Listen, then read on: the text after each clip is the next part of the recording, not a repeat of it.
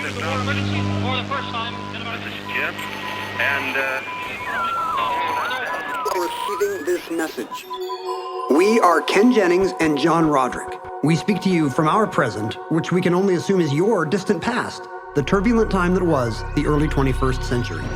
Fearing the great cataclysm that will surely befall our civilization, we began this monumental reference of strange and obscure human knowledge. These recordings represent our attempt to compile and preserve wonders and esoterica that would otherwise be lost.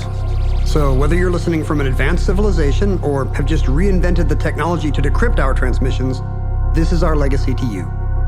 This is our time capsule. This is the Omnibus.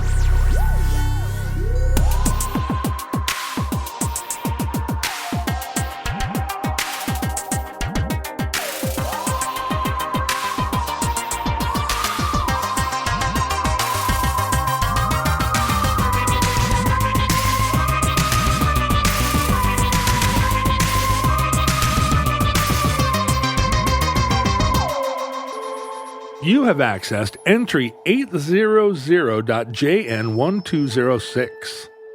Certificate number 35100.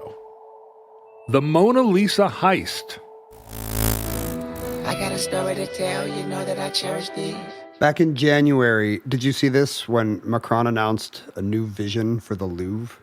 The new Renaissance project? The new vision for the Louvre. I'm old enough to think of that glass pyramid as still being the new vision for the Louvre. Here's what I didn't know. The glass pyramid is jammed. Like that was going to be the modern, this is efficient. This is the entry. Everybody comes in this way. The problem is now that the pyramid is the choke point. They've had to cap daily Louvre attendance to 30,000 people. Is that all? Because they all come through they have to come through the IMP pyramid, and it doesn't scale. There are too many people, in the world. I think there's the right number of people, but the pyramid's too small. Oh, I see what you're saying. It should have been a Giza scale pyramid right next to Center of Paris. Right next to the Tuileries. I mean, when was the last time you went to the Louvre? We were there with the kids 5 years ago, and the kids bailed so early and just sat playing Pokemon Go. Yeah. Museums have Wi-Fi, it turns out. I haven't been to the Louvre in 20 years. Did I ever tell you about the time I walked across the Louvre? Did I ever tell you about the time that I visited the Louvre for the first time? But, when I went to all those places for the first time, there was no line to see anything. You waltzed up to the Mona Lisa and you're like, there it is. And then you're like, am I standing in your way? And the person next to you said no. And there was you could just walk right up to it. And that was true of the Vatican Museum. It was true of the Prado. It was true of, they were museums. They were like the museums on the National Mall. There weren't lines. What's the famous thing about our modern era is people just love classic art so much more now than they did in the 90s and early 2000s. Okay, so now explain that to me, because obviously that's not true, but why? Because by the time this episode ends, I will have spent now a week in Rome. And everybody's I forgot, saying, you're headed to Rome. Yeah, everyone is saying, oh my God, there's some kind of papal festival while you're there. Up with people? Up with people. Are they going to be playing? Oh God, you're terrible. But oh wait, I have it. Yeah, you've got the bell. I do. There we go. Oh, look at that. We have two different sounding bells? How did I know this? 1, 2, 3. That's nice, actually. I don't know what that interval is. Sort of. As a non-musician, to me, that sounds great. But yeah, in trying to plan for things like, we should go to the Vatican. And then somebody said, well, you need to make a reservation. I was like, you do? And then in trying to make a reservation, there aren't any. And I was like... Because the day they become available 2 months out, people jump on. And so now I'm confronting the fact that, I guess we're not going to go to the Vatican, which is also fine, but... I went over 10 years ago, and it was still just a sea of people. You're just in a crowd, moving at the speed of a crowd through these hallways. It's crazy. Like you're in a line at Disneyland, except it doesn't go anywhere except the exit. When I first walked into St. Peter, the first time I visited there, which was in the 80s, I walked over to the Pietà, which was there, inside the door, kind of, with literally inside the door with one velvet rope. And you could walk over and kind of lean across the rope, and she was right there. And the experience of seeing it in person, that close with no barrier, really was profoundly moving. Like I didn't want, you couldn't pull me away. And I just sat there and interacted with this statue for a long time. Really emotional. This is how you became Catholic, I think. And I was like, I'm sold. 6 seconds later, you're an Opus Dei Catholic. However, the hell you put all that into this like block of stone, I don't know, has to have been God. It is really great. Really, really, really beautiful. And that was one of those moments as a young person where I was like, oh, art. Like, there's no doubt about... It's not just a dusty thing being propped up by... Yeah. And seeing it in a book is not anywhere... It doesn't resemble the experience of seeing it in person.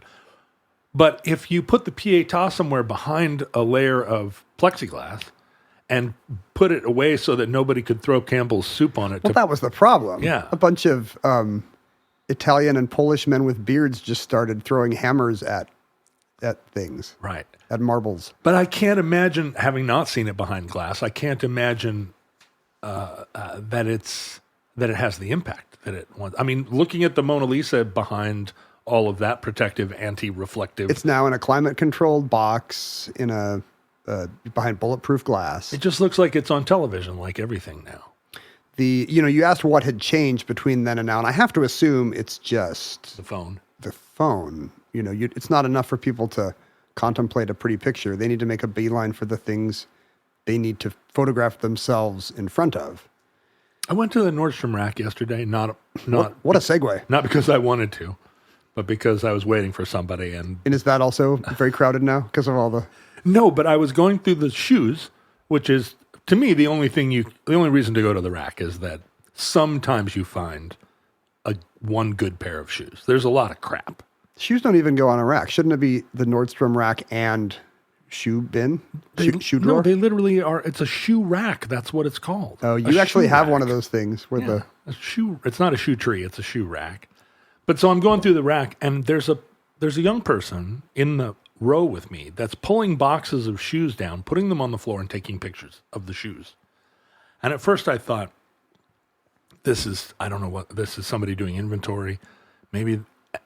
I can't imagine after 15 pairs of this, I can't imagine what this person's doing except blogging or creating content. They could have been shopping for someone else. Someone else, but it just seemed like after 30 pairs of shoes, who are you doing this for? But what he was doing was impeding anyone else's ability to go quickly down the row, look at all the shoes, and then get on with their lives. It's a buffet vibe where if one person can't make up their mind, the line just stops. Well, and it can't make up its mind or their mind. It's like he's doing something, but he's also not getting out of the way. And that's the thing. I think it's a generational thing of like, hey, get out of the way.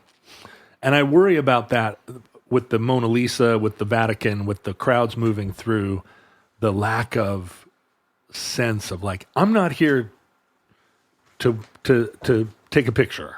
I just want to look at it and then skateboard out of here. And it does bother me because I don't see people actually taking the moment with the painting. Right. They're looking at it through the phone and then I don't know what. They go to the next photo op. People taking movies of fireworks, just looking at their phone. I'm like, first of all, you were never going to watch this. You know what's really good is fireworks in person. And you know what sucks is like fireworks on your phone screen. Like no one's ever going to look at that. You're never going to look at that. The Mona Lisa is the problem at the Louvre. Like, is the problem you're saying? It's estimated that 80% of the people who go to the Louvre every day are there for the Mona Lisa. Can you name two other things that are at the Louvre? I can. Well, go. Let's hear it. Name two things. Well, I spent this morning on this. Oh, this isn't a challenge. I'm just saying for our listeners. There are great things at the Louvre that will not underwhelm you the way the Mona Lisa will. There are two Vermeers. There's giant French Romanticism canvases like Liberty Leading the People by Delacroix, Jericho's Raft of the Medusa. These are iconic things that could be in a commercial just like the Mona Lisa. Right, that you've also seen and know intimately. Yes, there's neoclassical David canvases like The Oath of the Horatii. There's other Da Vinci's. There's other Renaissance and Mannerist stuff like one of his Virgin of the Rocks is there. That Caravaggio of David carrying Goliath's head is there. Angra's Grand Odalisque is there. Like the Venus de Milo is there. Like there is no, the Winged Victory of Samothrace, like there's nothing as iconic as these, except unfortunately, this one thing, the Mona Lisa. And the problem with the Mona Lisa is it's 30 inches by 21 inches. Right. It's the size of a large coffee table book. It's, not even a large coffee table book. Like it would be, like, here's a peachy folder. It would be like, I don't know, 4 of these or 6 of these or something. Not even 6. Maybe 4. 4. Yeah. It's, if you got an Amazon box that size, you'd be like, ooh, I got something good. But like, it's not the size of furniture, which is what most art is. Like, like most art is, if you get a box that actually has art in it, you're like, why is this the size of a couch? Yeah. And why is one corner of it damaged? And the Mona Lisa is tiny. And so the problem with that is it has like a 37.1% approval rating on TripAdvisor. Like the Mona Lisa, if you look at Mona Lisa online, it's like half negative reviews. It's the Plymouth Rock of the Louvre. Right. And yet 30,000 people a day. I wanted to find a number of how many people just go to the Mona Lisa and then leave, take the selfie and bail. How much does it cost to go to the Louvre? One of the things Macron did is raise the price. There's now tariffs on the Mona Lisa in the Trump age. Congestion pricing? Yeah, like if you're not EU. So basically they just want to soak the British and us. But and Japanese and Chinese. I think the last time I was in Europe, the explosion of Chinese tourists was really palpable versus even 5-10 years ago.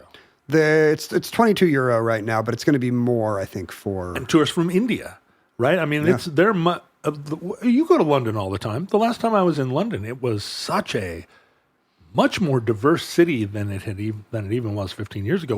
And it was a very diverse city then. And as a loud, annoying American tourist, I love that there are new kinds of loud tourists that have like the Australians and the Chinese have really taken the heat off us. And now we seem really sophisticated. Hey, garçon! I really appreciate that. But this is what they're going to do, the Mona Lisa is the problem. A massive crowd funnels in. Everybody knows where everybody's going. So even if they put it in the most efficient place, you can come there and just kind of stand in a packed, slowly moving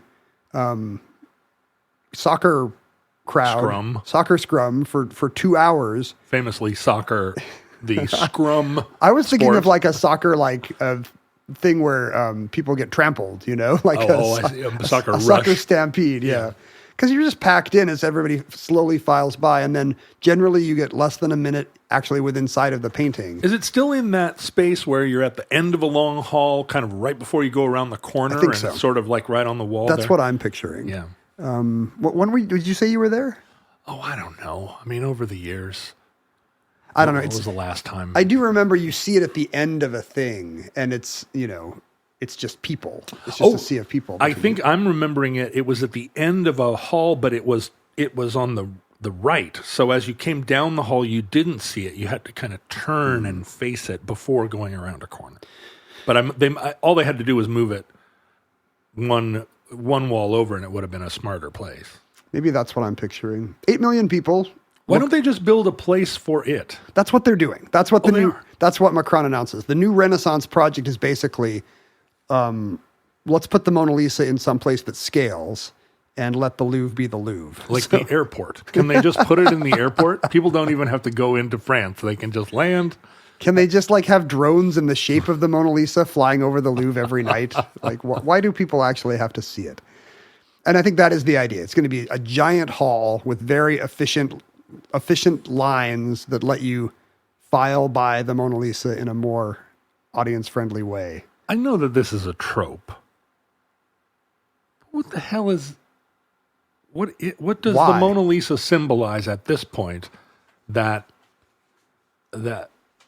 because if you built a convention center, if you built an exhibition hall that could hold 10,000 people, and at the end of it is a postage stamp size, a very small painting that's like meh of a lady.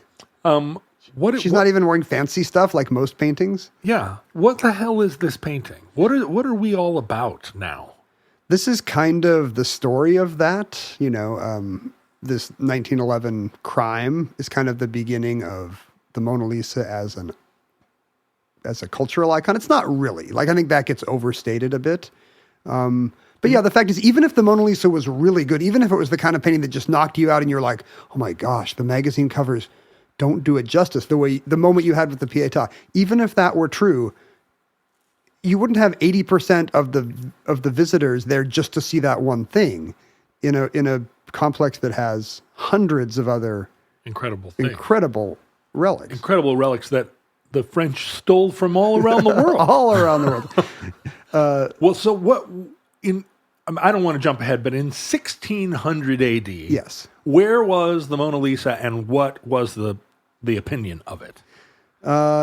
It was actually already in France. In 1600? Yeah, if I have these dates right, it was in the 16th century that the King of France bought it fair and square. Oh. So even in an age where you're considering Italy to be the equivalent of one of these colonial, West Africa or Egypt, being looted by Western Europe, which maybe it was. Yeah. Well, I don't know. That's still the Renaissance. There's city-states there that are doing great. Sure. But even if you consider that, it wasn't looted in any way. It was bought. It was bought fair and square by King Francois I. But it was a thing already notable enough that a king would want it. I guess. So from the very beginning, there was scarcity. Leonardo was a genius, but he finished less than 20 works in his lifetime. And for centuries, he had a reputation of like a Renaissance genius, but no more so than Raphael, for example. But he was inventing helicopters and stuff. He was, but that wasn't, until I think the Industrial Revolution, that wasn't like, and he was ahead of his time because this guy thought about flying machines and cars. He was a scientist. That kind of hadn't happened yet. He was still just one of these classical guys. I see. Bringing back all the artistry and the technique of the classical period. And the technique is important. I mean, it's for the early 1500s, it was painted around 1510, I think, 1503 to completed it maybe over a decade later. It is a very realistic, surprisingly realistic piece of remarkable technique. So it's kind of the Citizen Kane effect where we look at it today and we think, yeah, it's a well-painted lady. Museums are full of these. But at the time, it was clearly a strong work. Yeah. Largely because of the way the face is painted. There's a technique called sfumato, which I think means smoke-like. And it just means the value of the colors, the shading very gradually. The gradient between light and dark is perfectly managed in such a lifelike way that the face appears to glow. You can sense the bone structure beneath her skin. Different layers of paint and the smooth application of color means there's no evidence of the artist's brush. It's like they didn't have a camera, but to them it was the effect of seeing a photorealistic woman. And was part of its fame derived from the fact that she was not a noblewoman? That's part of it. There's been a mystery, and this has ramped up over the years, but there's a scholarly consensus of who it is, a woman named Lisa Gherardini, but in fact, I think there's no evidence of her ever sitting for Leonardo. Which just painted from this is just like some fan art? Well, there's just no historical record. You can't point to the commission or the sale, which leads to all kinds of theories as to who she might have been, why she got Leonardo to paint her, if she's just some merchant's wife. And to this day, there's new theories of, well, actually, he was in love with her, or it's some other woman he was in love with, or it's some guy he was in love with, but he had to code it as a woman because of the standards of the time. It could be a self-portrait. So there's a mystery and a glamour associated with the fact that it is just a small painting of an ordinary woman. But you're right. This is not sufficient to say, I'm going to blow off the Raft of the Medusa, which is huge and awesome. Right. And I'm just going to see this little tiny lady on a poplar panel. It's not little sufficient. Tiny lady on a poplar panel. I got to write that down. Maybe they should call it that. Maybe that would lower the crowds and more people would go see the Davids. But so in 1600, when the King of France bought the Mona Lisa, it was part of a lot of Italian paintings that... Yeah, in 1911, when our story is said, it wasn't the most famous painting in the Louvre. It wasn't even the most famous painting in its gallery. Like, it was surrounded by other Renaissance works that people really were stroking their chin in front of a lot more and ignoring the Mona Lisa. Right. And not everybody was. Like, I think the typical version of this story is it was just a footnote, and then because of this true crime thing, we now incorrectly think that it's an artistic masterpiece. This is the BuzzFeed story? I think so. Like, I'm sure every other history podcast has already covered the Mona Lisa heist, but I was reading about one particular angle of it last week, and I was like, we should do this. That's what we're all about. One particular angle. One particular angle, which I'm sure I'll get to at some point. But by the 19th century, its reputation as a masterpiece was on the rise. Huh. I think the Enlightenment and the Industrial Revolution meant that Leonardo was appreciated as a genius in a different way than we would think about Raphael or Michelangelo. And again, scarcity, now that he is seen as a genius. Wait a minute, he only did 20 paintings? Yeah, like, first of all, lazy. How many paintings did Michelangelo do? And I'm going to say Michelangelo because that's what I've been saying. A lot of sculpture. I mean, does the Sistine Chapel count as one? Like, size-wise, the Sistine Chapel is like, gotta be it's a lot. 500 Mona Lisas. You could tile the ceiling. That's a lot. The first time I saw the Sistine Chapel, I wandered into the room without knowing what room it was. That's how long ago it was. I'm just wandering You're around, looking for a bathroom. and I'm just like, and there was like nobody in there. There were a couple of people standing over in a corner and they were looking up. And I was like, what are they looking at? And then, it's the Sistine. It took me a second to see it, but you know it so intimately. I was like, who put the Sistine Chapel up there? Look, it's right there. This room looks just like the Sistine Chapel. And I think now you have to book it, a month in advance, and the place must be... It's packed, and it's docents every 8 people shushing you because everyone wants to talk, but it really echoes in there. It's so funny that these stories happen in the jet age when middle-class people were excitedly seeing Rome every summer, and yet well into the, 80s or 90s, like, these places were not the magnets they are today. Yeah, I guess these stories I'm telling are from 1989. In 1989, you could just waltz in and kind of just spend all day in the I guess what I'm saying, Museum. Listeners, is you just missed it. It's not like Hemingway was the last one to get to see an empty room. Like, you just missed it. Well, let me tell you, though, in 1989, lots of people were telling me that I had just missed the sexual revolution. And I was like, yeah, age is a bummer, and they're like, no, man, it used to be so amazing. We just had sex all the time in buses and like on church steps. I was like, really? I've never had sex at all. But all those people who were not going to orgies got to go to nice empty galleries, like to keep their... That's me, right? I missed all the orgies, but I got all the galleries. I saw boobs, but they were in a painting. Yeah. Right. The other thing that happened was Romanticism happened in the 19th century, and that's kind of what led to the Mona Lisa's rise.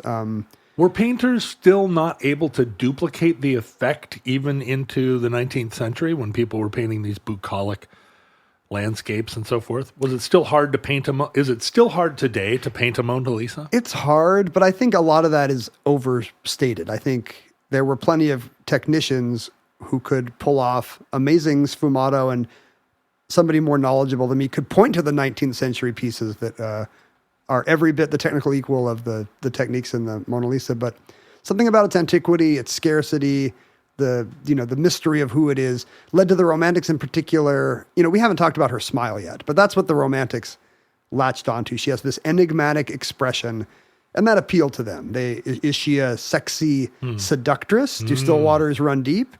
Is she, what does she think about you as she looks at you? It's a complicated expression, and the Romantics were the right generation to wax poetic about that. So Walter Pater and people like that really had started to single out the Mona Lisa as an unusual masterpiece that captured something that nobody else had, which is essentially the modern view, I think. That comes from the 19th century Romantics, interested in the emotion of her smile more than the sfumato of her cheekbones. I feel like the naked Maja does all of this and more. Yes, and naked. And naked. And there's another one where she's not naked. That's enigmatic. Is that what you want? I can't remember. Are they ever exhibited next to each other? Yeah, they are, except there's a screen. Are they at the Prado? Yeah, the Prado. So you go in and you see the Maja, and then there's a little screen that you walk around to see in case, trigger alert, you don't want to see the nudeness. Although in that museum, there's so many people getting, plus it seems like it would make bodies ripped apart. It seems like it would make it sexier. I can see Franco wanting to put up the thing, but if you're like, there she is, that's a lot. And she's got a different expression in addition to being naked. But anyway, and famously, and haven't we talked about the naked Maja before? Because that's like some claim the first like body hair in Western art. Oh, right. She does have. She's not just undenuded. Smooth. Yeah. So by 1911, when our story is set, there already is kind of a feeling that the Mona Lisa is a special totemic work of some kind, but it's largely the province of intelligentsia. It's not a pop culture icon. Duchamp is not putting mustaches on the Mona Lisa. There's not parodies of the Mona Lisa on the Saturday Evening Post. This is just a handful of National Lampoon. Right. This is a handful of overeducated French and British people who are saying, what's good, what you must not miss is the Mona Lisa. Right. And on the morning of August 21st, 1911, let's set the scene. It's a Monday morning, so Paris is still largely hungover. Right. And it's fin de siècle Paris, full of Art Nouveau. Yes. This was pre-World War I. World War I has not hit yet, although tensions are rising. This is a sexy time in Europe. Very sexy time in Paris, but it's also August in Paris, which means nobody has been to work in 6 weeks. Like it's the summer holiday. And in fact, the Louvre is closed on a Monday. I think it was open 7 days a week then and free to the public.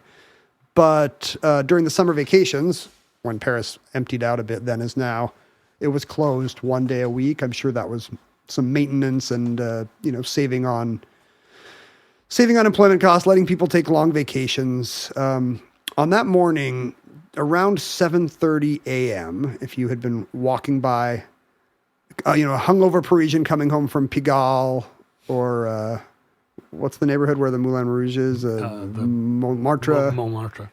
You would have seen a man with a mustache emerge from the Louvre. Unremarkable in 1911. Yes, wearing a workman's apron, looking just like somebody employed by the Louvre.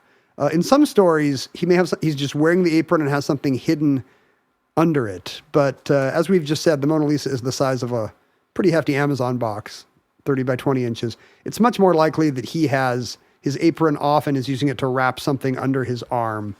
But he's just a guy coming home from work. Historians now believe, and this is a little shaky, that there are 2 other men leaving with him. It's actually a group of 3 men. Are there witnesses to this, or are we just imagining it? People would have been walking by, but nobody noticed.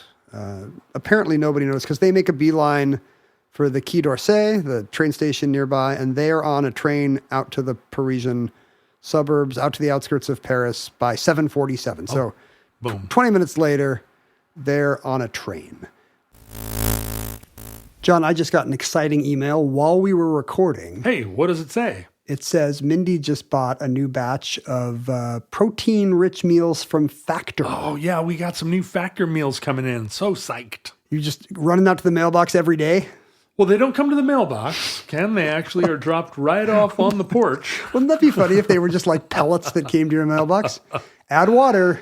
No, it's their wonderful boxes of fresh-made, delicious. Yeah, somehow they come still frozen. Yeah, I guess the miracle of dry ice or something. The miracle of dry ice. The miracle of those packages that are like it's frozen for pretty long, except maybe not leave it out all day in the summer. But yeah, perfect for somebody who's like a quasi-bachelor, like I am. I eat a fair number of meals home cooked by my common law wife, but also have many opportunities where people are like, fend for yourself, Dad. And I've got these Factor meals, nutritious, who delicious. Are those people? Just people on the bus? Fend for yourself. Hey, Daddy-o. Hey, man, fend for yourself. And I'm like, I don't know how. They're really good. Like, even though they're in dry ice, it's not because the meals are frozen. They're fresh and ready to go. You can heat and eat them in 2 minutes. So, like, as you're saying, if you're too busy to make dinner and have not managed to talk anybody else into making you dinner. Right. It's perfect for an active, busy lifestyle. It's not so much that I'm too busy to make dinner. It's that I have no skill. And I want to eat more nutritiously than I would if I were left to my own devices. And left to my own devices means pouring a jar of spaghetti sauce on a frozen lasagna. But with Factor, God, it's well made. It's much more nutritious and delicious than I would ever come up with on my own. And unlike some other meal delivery services, there's so many options, 8 different dietary preferences. If you want low-calorie meals, if you want protein-y meals like we just ordered, there's a keto thing. There's a plan to lose 8 pounds in 8 weeks with these Factor keto meals. So whatever however healthy you're trying to eat, there's 40 options across a whole spectrum of ideas. Are you guys eating keto? Are you losing weight by eating only protein? We just got the protein ones because Mindy's always my doctor says I'm not eating enough protein. She lives in fear of disappointing the protein lobby. So I have some delicious Factor protein plus meals in my future, I think. It does feel like you could game it and order the protein stuff and then make your starch from your own bag. You're cheating? Yeah. Why would you cheat on Factor? When I look at stuff like that, I'm like, hey, just get the expensive stuff. I'm not cheating Factor. I'm feeling the protein is the stuff that's hard to do. I see. But many people who are trying to eat more protein are also trying to eat less starch, but not you. Yeah. No. I mean, you're not one of them. That's what I should be doing. There's no question about that. So how do we encourage others to eat smart with Factor? John, what should they do? Boy, if you want to eat smarter with Factor, here's what you do. You go to factormeals.com/omnibus50 off, OFF. Ooh. Omnibus 50 off. Use the code Omnibus 50 off.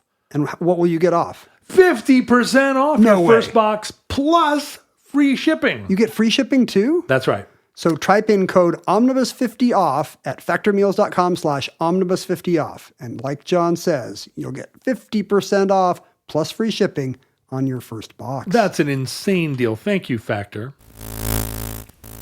The man was Vincenzo Perugia. Wait a minute. An immigrant. He sounds Italian. He was Italian, and he had worked at the Louvre. He later, when the authorities assembled a list of people who would have known how the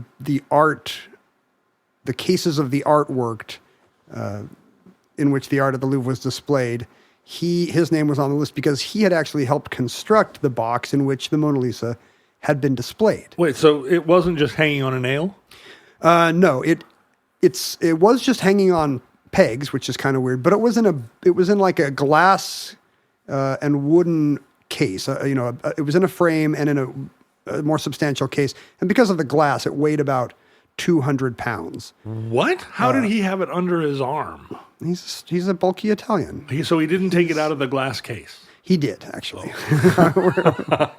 He is a bulky Italian, but he also took it out of the case. 200 pounds. Here's what had happened. Here's how he had gotten into the Louvre so early, because he hadn't worked there in, I think, months. The previous day, on Sunday, he had strolled through the Louvre near closing time and found a supply closet near the Salon Carré, the big hall, the big gallery of Renaissance art where the Mona Lisa was then exhibited. There's still Renaissance art in there now, and it's near where you would have seen the Mona Lisa, but it's not the same gallery. He found a supply closet near there with, it is believed, 2 accomplices, although because he covered for them successfully, we assume it's the Lancelotti brothers. Let's just say Mario and Luigi. Okay. And they just hide in a supply closet all night. Oh. On Monday morning? He also was in the supply closet with the Mario and Luigi, or he just left them in there? All 3 of them spend the night in the supply closet. Very sexy. That's history doesn't record. My guess is they were really focused on the job at hand, because come the dawn, they come into the Salon Carré, they take the Mona Lisa off the wall, and again, it's 200 pounds till you get it out of the case. So this is why it's assumed that these 2 brothers were actually on the scene helping him out. They take it intact into a nearby stairwell overlooking a courtyard, and then in the silence and solitude of the stairwell, because Perugia was the one who designed and built this case, he was able to extract the 30 by 20 inch piece of poplar that had the actual painting on it. In the frame, did they also take the gilt frame? I believe they leave the frame. I think it's the frame and the case. And now they just have a much easier, lighter thing to take out of there. They have grabbed some workman's aprons from, in or near the supply closet, so nobody even gives them a second look. Supply closet. I think they qualify as supplies. What if the supply closet has different kinds of supplies? What if it's just bathroom supplies? I bet you it wasn't. I bet you the workman's outfits weren't hanging outside the supply closet. That's just my guess. They didn't do the thing in the movie where they conked a worker on the back of his head or three workers in their sizes, and then their heads pop up wearing the new outfit. It was not an Indiana Jones scenario. Now that they have left the remains of the frame and the case in the stairwell, they immediately try to return to the museum to exit, only to find that the door locks from the inside. So they're now locked in this stairwell leading to a courtyard with no way in. And I'm sure there's a moment of confusion and worry because they have the Mona Lisa. Slapstick moment. Yeah, slapstick moment. 3 Italian guys with mustaches. Womp womp. It's perfect. Did they hop on a mushroom and then another mushroom? I've never played that game. That's correct. You hop on mushrooms, right? Yes. Okay, good. They tried to throw a turtle shell at the door, but it didn't open. Maybe they were doing Three Stooges stuff too. A giant ape was rolling barrels. Instead, in fact, this gets more Mario Kart because a plumber is passing by the door and they knock, and they're like, "Hey, it's the plumber. It's us. I've come to fix the sink." That's what he said. They're like, "It's us. We get the locked out." And the plumber is like, "Oh, it happens to me all the time," and lets them back into the gallery. They're in workman's outfits. Because they're in white aprons, If you're carrying a clipboard, basically, you can go anywhere. Right. This is what apparently reflective vest graffiti artists and geocachers know. So they are able to just stroll out of the museum with a conspicuously large thing under a spare apron. And they head to the train station. And of course, the Louvre being the center of French culture, this theft is immediately discovered 28 hours later. It was just in true French style. There was not a lot of security at the Louvre in 1910. A lot of the masterpieces are huge. Right. Hard to get Liberty leading the people out of there. You'd need a pretty big apron. You'd need a Christo scale apron, right? And great reference, by the way. Thank you. All the millennials are like, yeah, Christo. Since we were already discussing the late 80s art scene, you've got a bunch of Polish guys throwing Chef Boyardee at paintings, and you've got Christo draping things that no one wants him to drape. 28 hours later, the museum is open on a Tuesday morning. The Mona Lisa is gone. 4 empty pegs are in the wall in the Salon Carré. Thieves are in Damascus by then. Elderly people are filing past. No one says a thing. No one says a thing. In the historical record, there's all these improbable things that are happening because it's the summer holiday. The director is quoted as saying things like, "Well, yes, the Mona Lisa. No one's going to steal the Mona Lisa.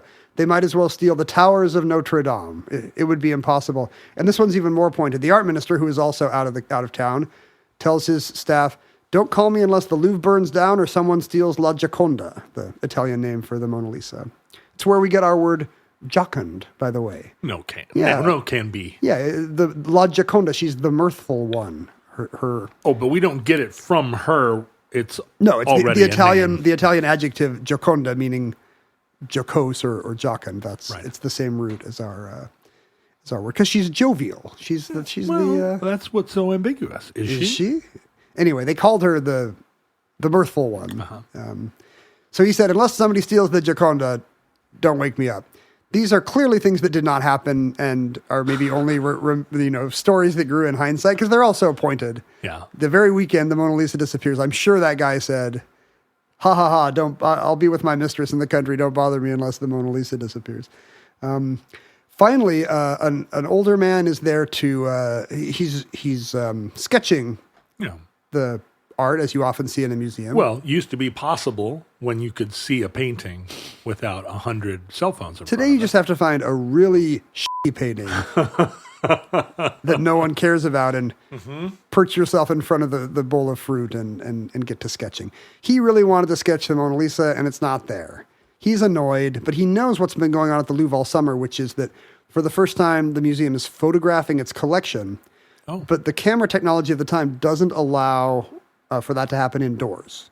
It's too dim in the galleries. So one at a time, or in batches, they've been taking the collection of the Louvre up to the roof and taking pictures of it for the first time. And so he's told that this, he's seen the other missing work. He's told that so he's waiting patiently for the Mona Lisa to come back. He waits for much of the day, and finally he, I guess it's going to be early afternoon. He finally asks a guard, "The Mona Lisa's been gone all morning. I just want to paint La Gioconda. Can you find out when it's coming back?" And the guy's like, yeah, I'll go ask. And he goes up to the roof where they're taking the pictures and finds that, in fact, the Mona Lisa is not up there.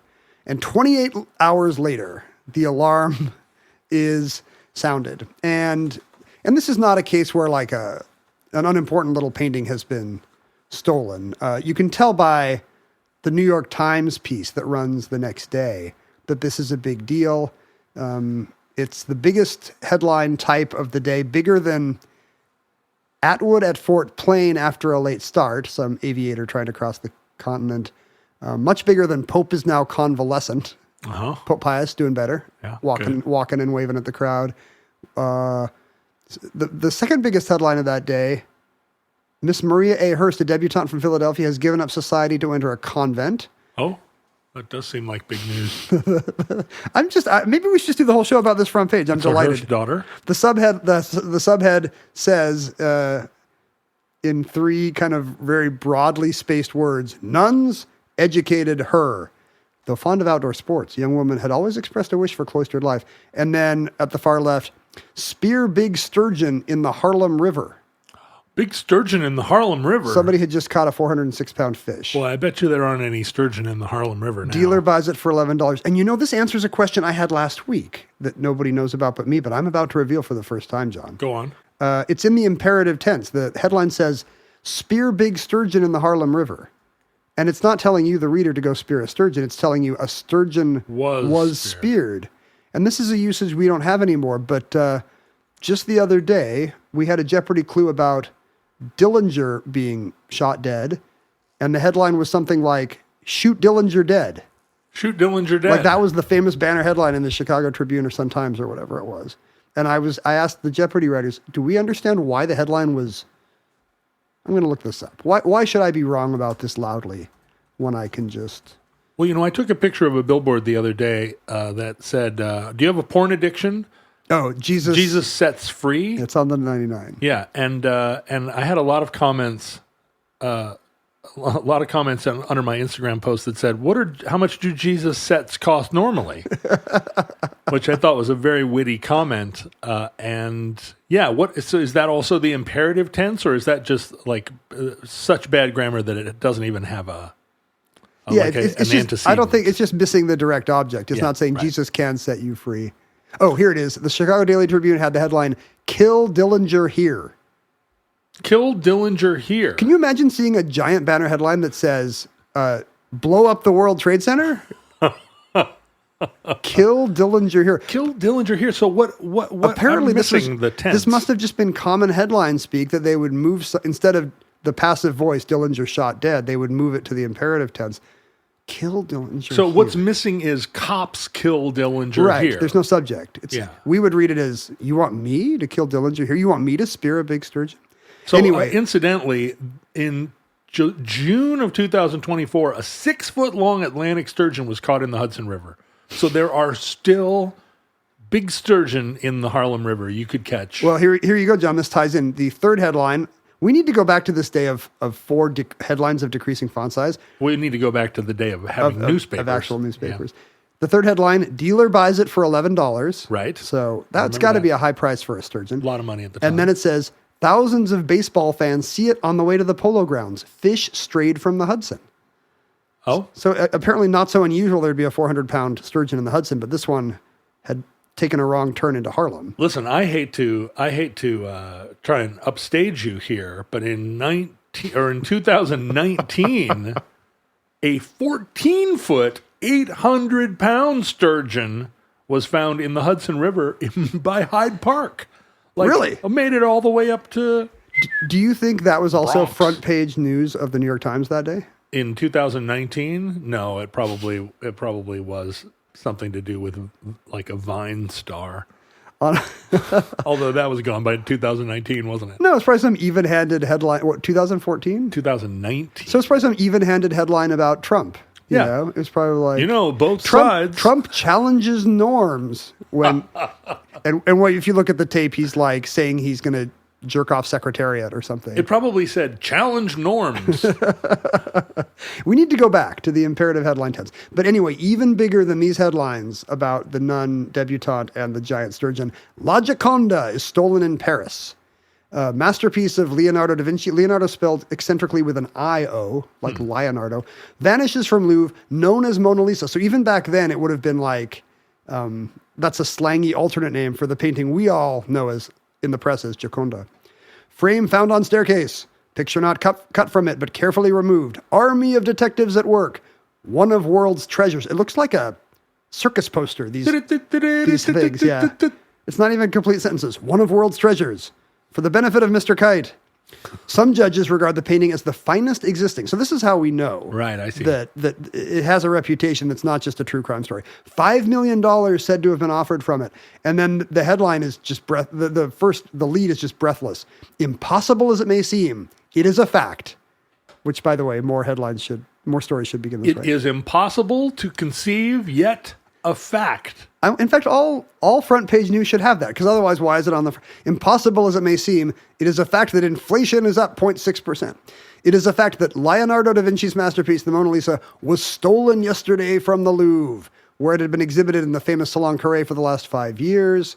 It's caused such a sensation that Parisians, for the time being, have forgotten the rumors of war. So Paris, apparently a little on edge, even in 1911. So at this point in time in Europe, was art of this kind populist, or was going to the Louvre itself a kind of elitist diversion? It could have been, we're in a time period where it could have been reproduced as a plate in a book. Uh-huh.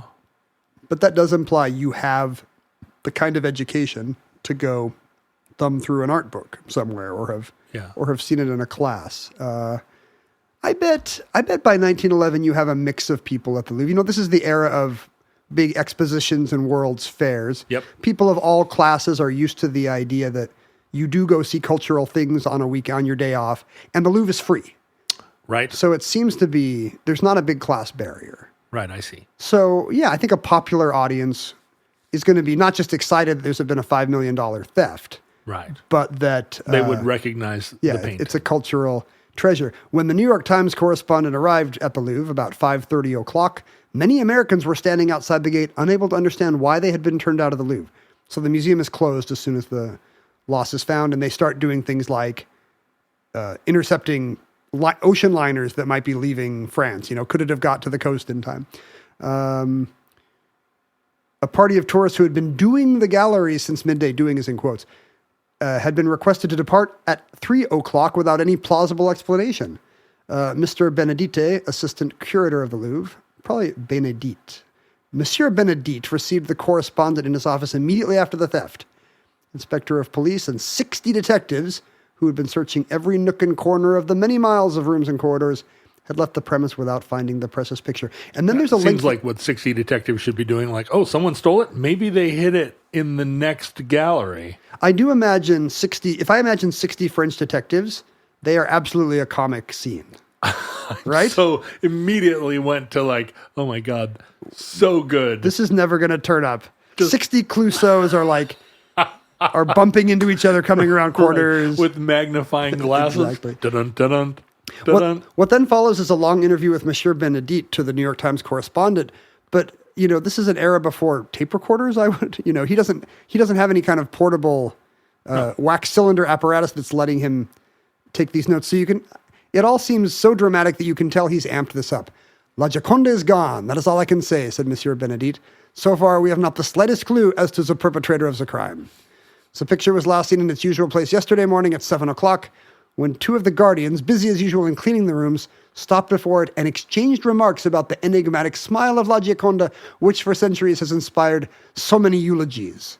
So this conversation never happened. I wonder if you were a shorthand reporter taker, whether you could capture all that. Think about Plato standing there or Socrates, right? Plato had to have been writing it all down. It just makes you think how unscrupulous these reporters were, that they would literally get back to the office and be like, I should mention the smile that has inspired so many eulogies. Many enigmatic smiles. Monsieur Benedict said nothing of the kind, I'm sure. It is immediately an international scandal and a huge embarrassment for La France. La France. They have let one of their treasures just go under their noses. But it belongs to them, so if that's what they want to do, it seems like it's up to them. Yeah, if they want to... They want to lose their painting? They put it in a 200-pound case. What do you want them to do? Yeah, that's right. Who are you to say? Immediately, they blame... Of course, who would you blame in 1911? No, the Germans. They blame the Kaiser. Yeah. Yes. They also blame, this is interesting, J.P. Morgan.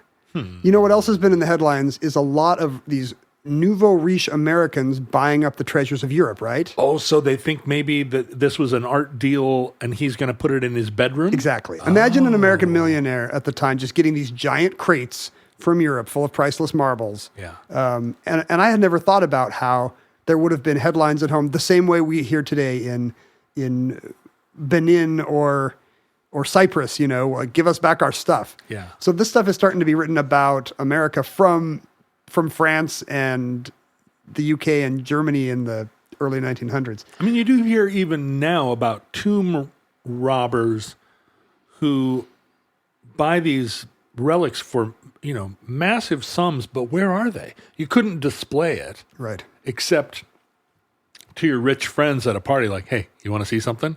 Come look at this thing that I grave robbed. And that lasted into the 20th century. Yeah. That, when stuff disappeared, a wealthy South American, right? It was always a wealthy South American is clearly, he just every night goes into his den alone with a snifter of brandy and is able to look at this priceless Vermeer that no one will ever see again.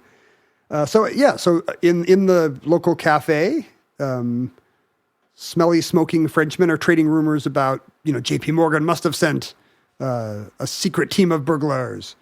A secret team of burglars. This is the incident that got me very interested in this. The avant-garde poet Guillaume Apollinaire is I believe the first arrest made in the investigation.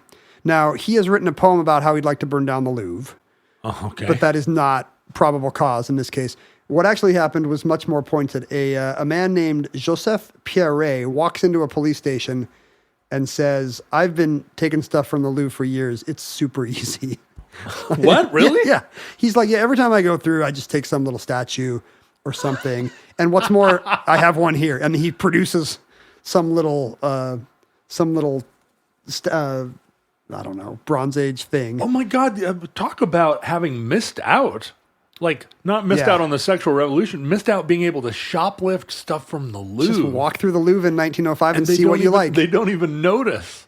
I love it. There was one of these recently, I think at the V&A in London, but or was it? Which museum was it? But it was actually just some curator who was like just putting up stickers saying, yeah, I borrowed this. Yep, yeah, this is gone for scholarly whatever.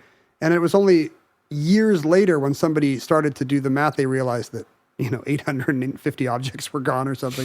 And this guy had just, Did he have... He had them at his house, I think. Wow. No, he was eBaying them, I think. Oh, yeah. And that makes sense. And that's how he was arrested, because somebody was like, you're saying...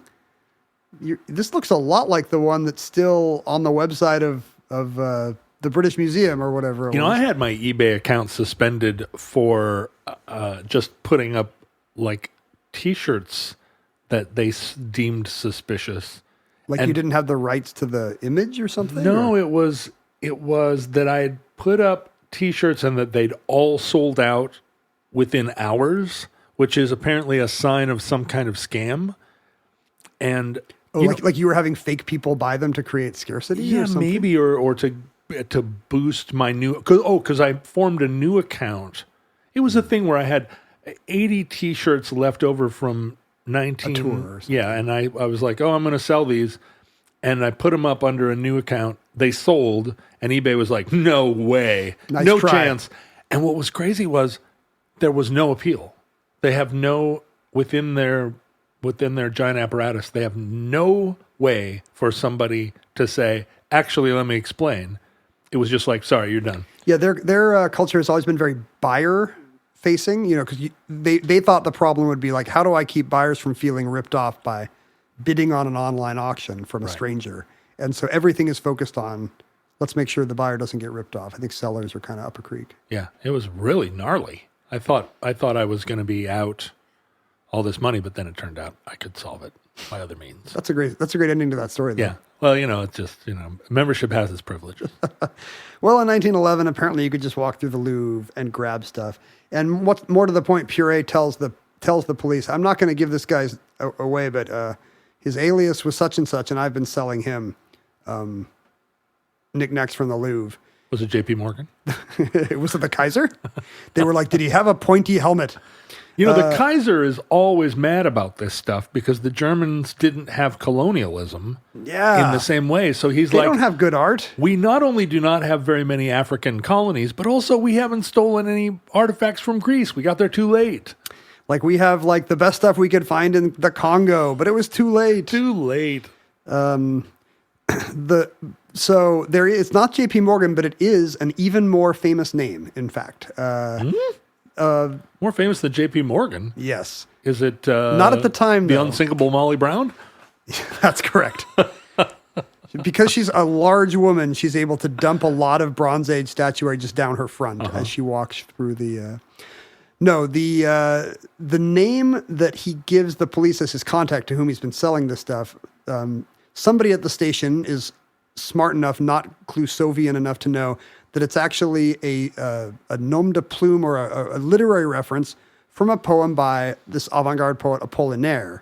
Oh. And so they're looking for a friend of Apollinaire's who collects Iberian statuary. And this lands them at the front door, at the flat of one young struggling artist named Pablo Picasso. Who even in 1911 wasn't Picasso in 1911 still? No, he had moved on to Impressionism by then. He wasn't still painting. Just, for all my art history classes, I have forgotten the timeline of Picasso's progression as a painter. No, by 1911, he has gotten into Cubism. Okay. This is earlier than I thought. Both the blue and the rose periods are in the aughts. Right. So he's now getting into Cubism, but he's a young artist on the rise, and the cops who have already thrown Apollinaire in jail and where he will spend 5 days being interrogated, they show up at Picasso's front door and bring him in for questioning. When, I think after going through his apartment, they find two of the little Iberian statues that Joseph Pierret had stolen for a Spanish collector. Mm-hmm. And he turns them over, and I think they say property of the Louvre on the bottom.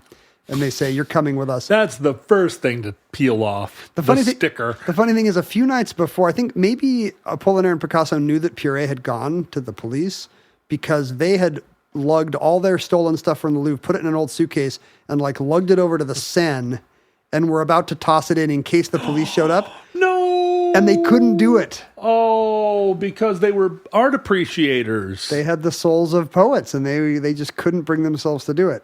So they brought it back to the apartment, and when the cops showed up, sure enough, Picasso had stolen stuff from the Louvre. So he gets hauled in for questioning. I think in the end, there actually is a trial for Apollinaire. The empty spot on the wall of the Louvre becomes a sensation. People go to see the shadow of people go to see the empty spot. I'm into that. That makes sense. That's a little bit postmodern for 1911. It's a little cubist, isn't it? And you know who goes is Franz Kafka. He stares at the empty spot for quite a while and then writes in his journal about how he will begin a quest of seeking the world's invisible curiosities. Boy, that checks out. He has a Kafka-esque take on it. His tourism will be for things he doesn't see, all the monuments he missed. This feels very Instagram era too.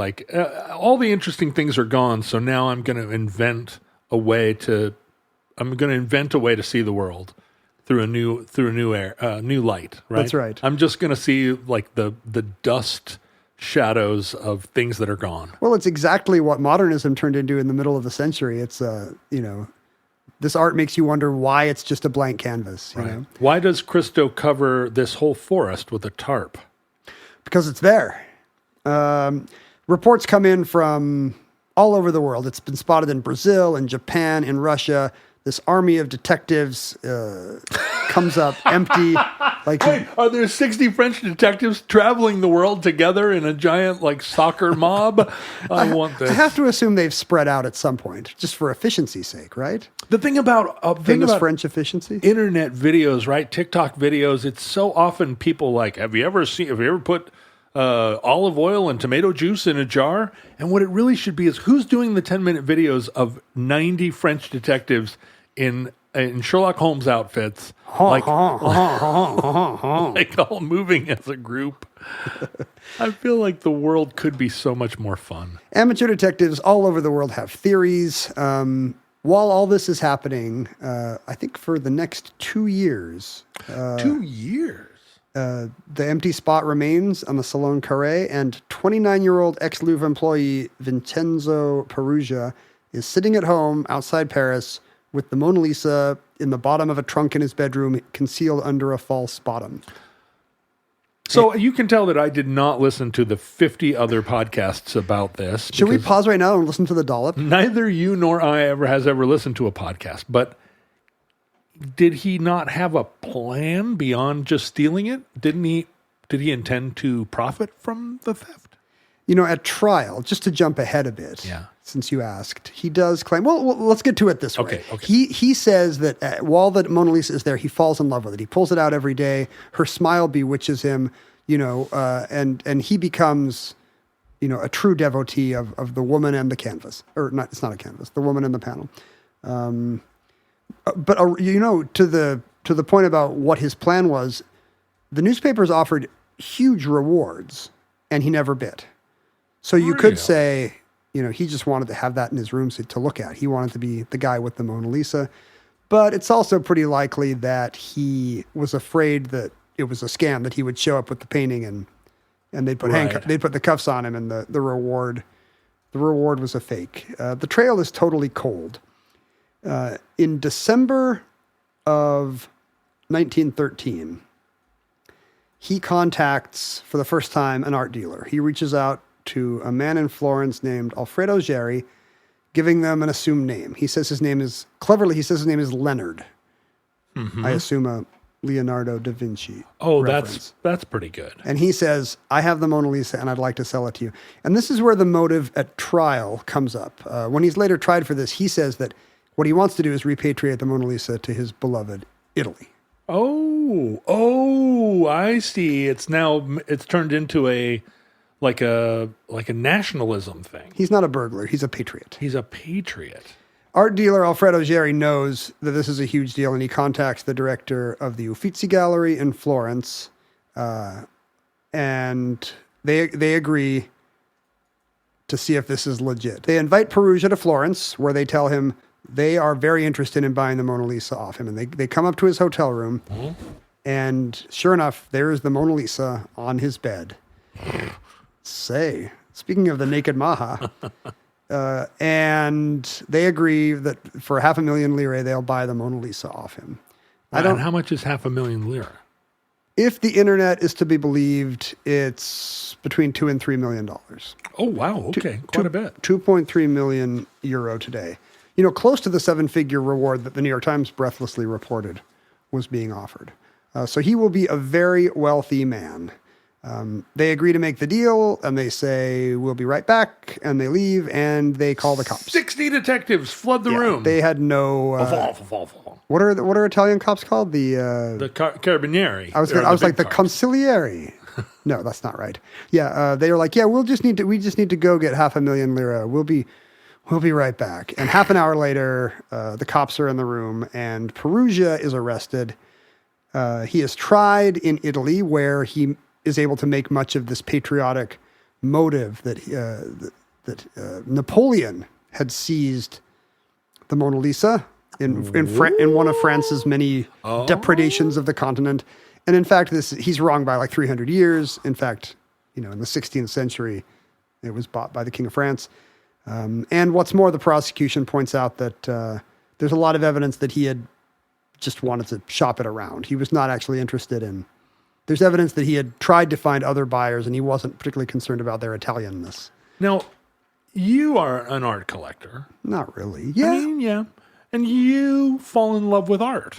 I have noted in many conversations where you're like, I love this piece of art. I bought it because I saw it and I love it. Mindy more than me. Is that right? Yeah, Mindy will just her eyes will light up the first time she sees it, and she's like, that's it.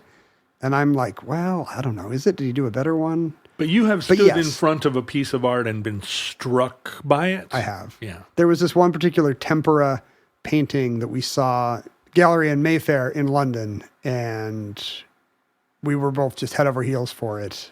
And it was so much money. And we were like, we just can't do it. And what's more, it stayed there for years. They could not sell this piece from a very respected artist. They just could not sell it. And finally we were like, you know what? I'm doing okay. I got the new job. Let's pull the trigger. And they had just sold it 3 months before. God. And I think Mindy will never get over this. I was struck to my core by a painting once. And I had at the time $0. And this painting was $1.50. Expensive.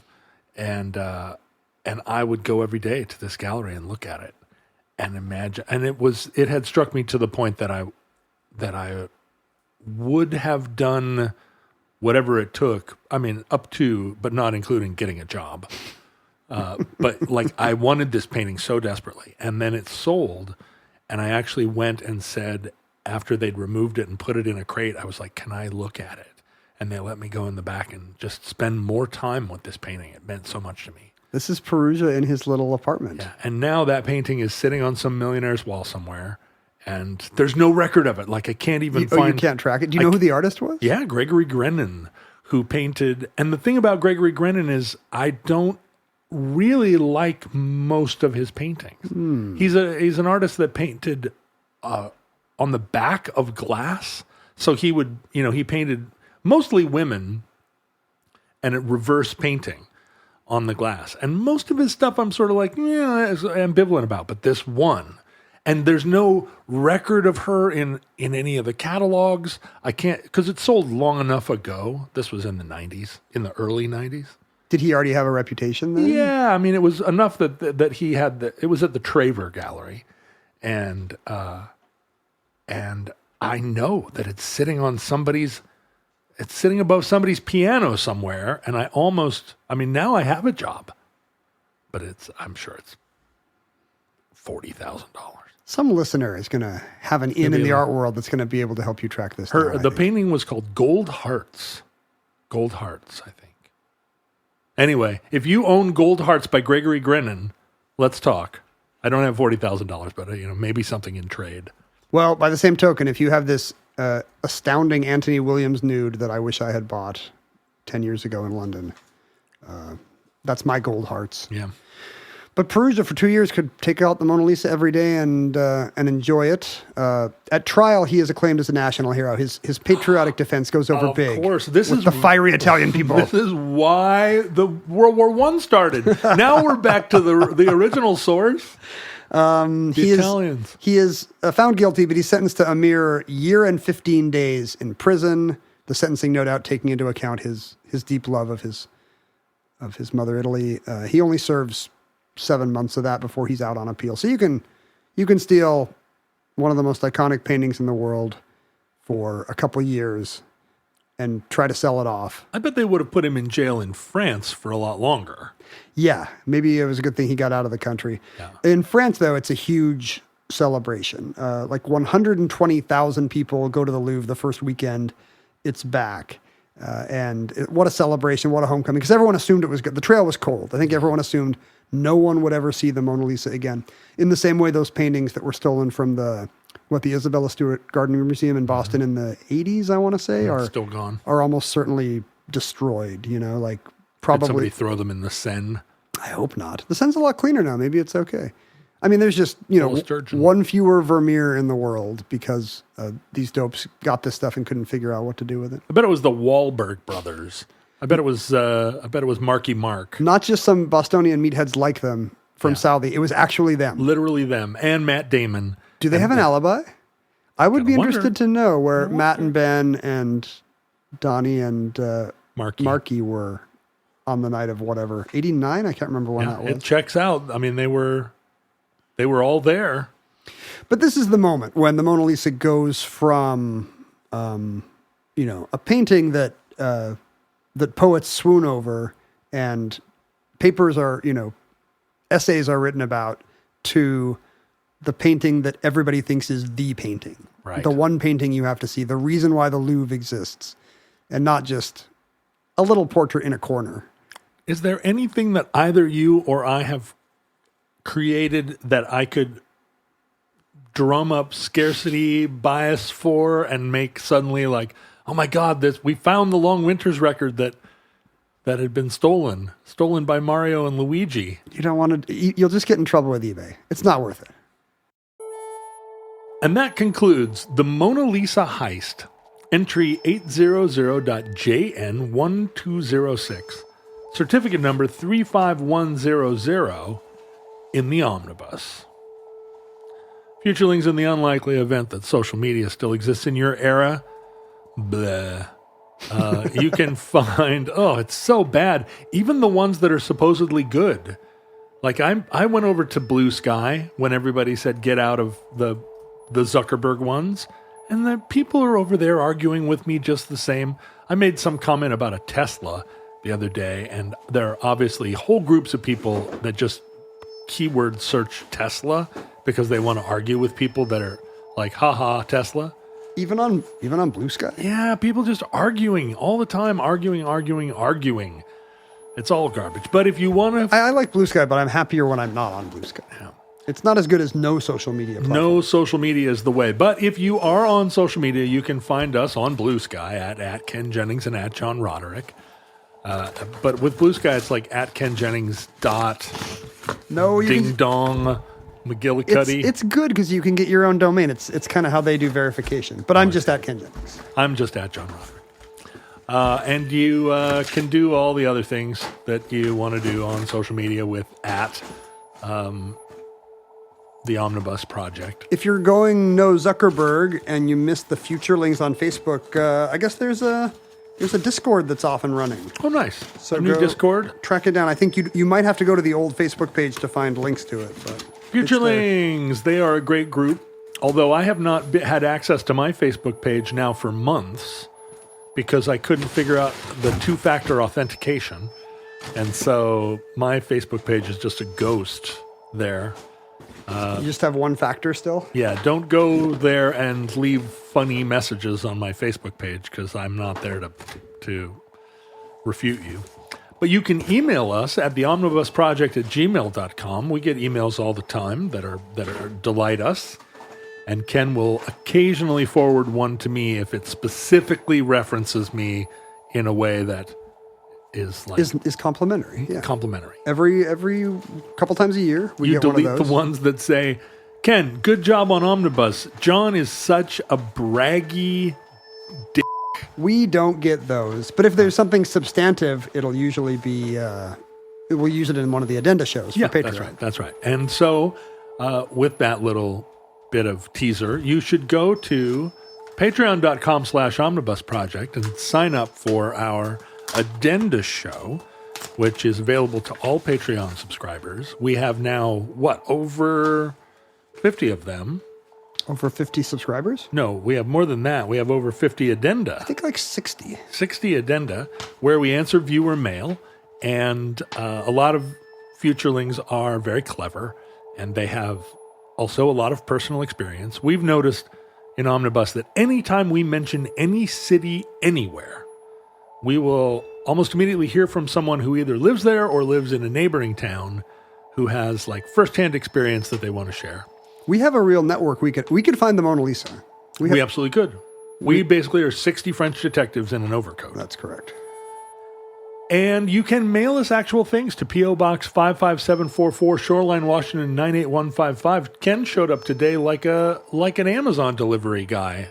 Yeah, we boxes and stuff. I think I maybe had not been to the P.O. box in the new year, and there was a bumper crop of stuff. This is very exciting. Dax from Nebraska, from the Omaha metro area, is an artist who apparently feels bad that he doesn't subscribe to the Patreon. Oh, okay. All right, Dax. But this is actually working in our favor. He's an artist, so... he says he has too many children and not enough money, which is why he loves Omnibus for the adult conversation, but why he cannot afford to Patreon Omnibus. Too many children and not enough money. Fair enough. So in lieu of that, he's sending us something better. A set of bookends he has made. He's an artist in the Omaha gallery community where he displays and sells stuff. And his bookends sell very well, and they're beautiful. Let me see them. Hold them up. Oh, wow. I love those.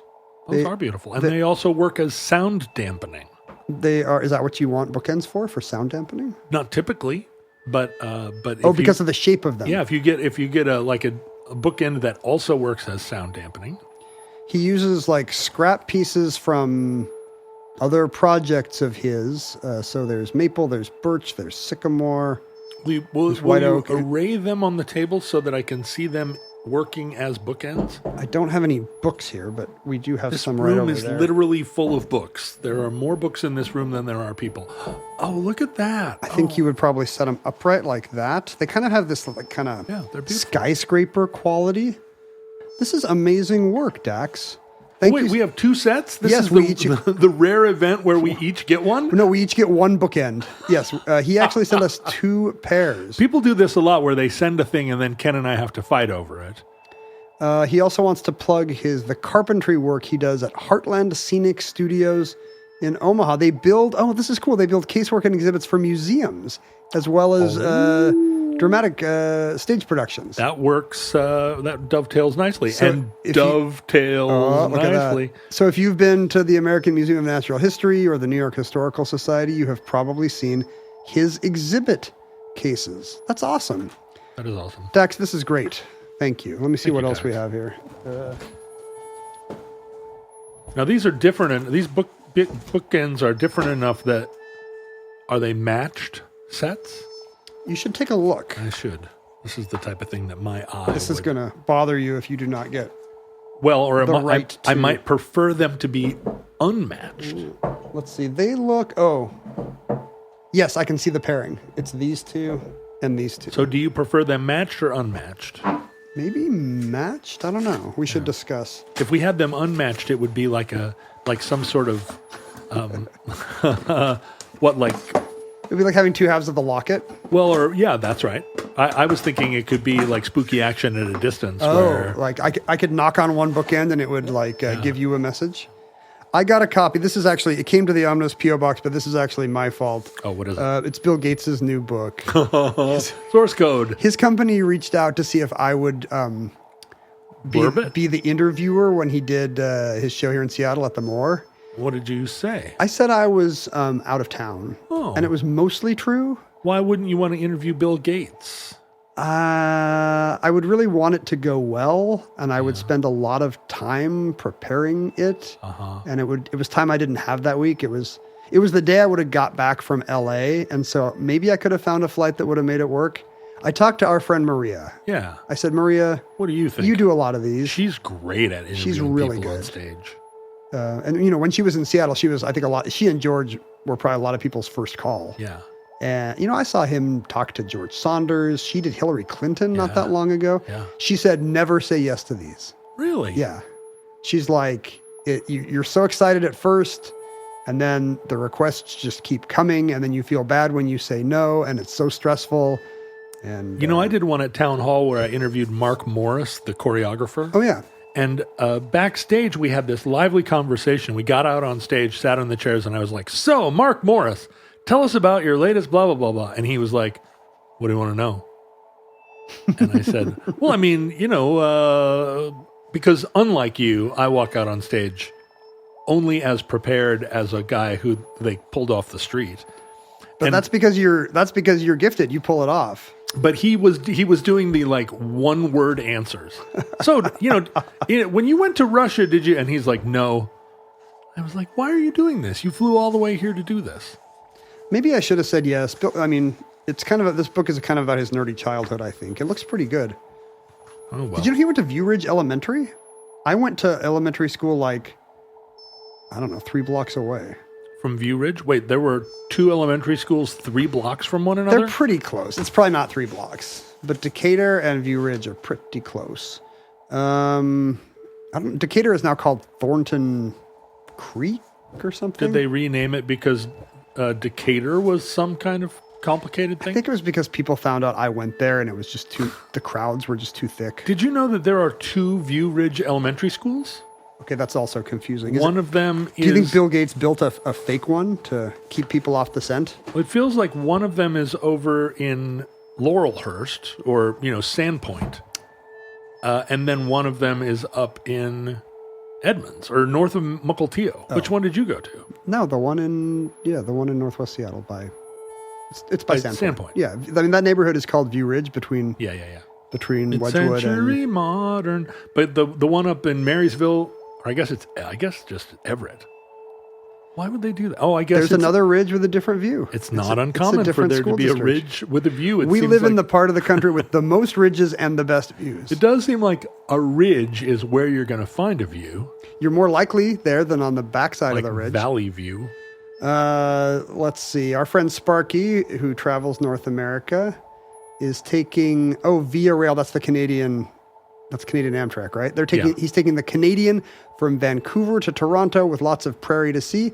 And he sent us this very cool Jasper postcard in kind of an old-timey WPA style. I love it. I was just in Golden, British Columbia, and it's a major rail hub in addition to being a ski hub. Trains. Is Golden the one that's on kind of close to the Washington border, like northeast, like in eastern Washington? No, it's way up. It's not way up. It's like north of Whistler? No, it's to the east. It's like much closer to Banff. That's what I'm picturing. Oh, okay. So what were you talking about? Washington border. Is it not just across the border? No, it's up. Banff is sort of Calgary adjacent, and Golden's not all the way to Banff, but it's... Is Golden where they made the Steve Martin movie Roxanne? Oh, that's a really good question I don't have an answer for. Maybe not. That's further north than I'm picturing. Oh, but maybe this is it. There's like a ski resort there that's kind of in shadow all the time, and oh no, they made that in Nelson. That's what I'm thinking. Nelson, right? And Nelson, it is up by Banff. Nelson's a cool town too, but that's like further down. I've never been to Golden. It looks good. It's a nice little town. It's full of ski bums. We also got a postcard for this cool new terror museum in Budapest. I don't know. I don't know if I want to go to a terror museum in Budapest. Yeah, that feels a little close. You want to go to an authoritarian country to see what their take is now on repression? Yeah, but not so sure. But look at the architecture. It's got this cool roof that has stenciled out letters that then the sun project down onto the side of the building. Scary. I mean, in one sense, like you do go to Berlin to see like a Holocaust commemorative museum, and the location adds a tremendous sort of weight to the space. But that's after the dictatorship gets vanquished and is ousted. The Hungarians have that tendency to be like, the real terror was the Treaty of Trianon. It's like, I'm not sure that's the real terror. How did I lose my Jasper? I'm doing a terrible job here. Oh, there it is. I need to take pictures of all this stuff. Oh. Thank you so much for sending us these things. I'm excited to bookend things with my bookends. Listeners, from our vantage point in your distant past, we have no idea how long our civilization survived. We hope and pray that the catastrophe we fear may never come. If the worst comes soon, this recording, like all our recordings, may be our final word. But if Providence allows, we hope to be back with you soon for another entry in the Omnibus.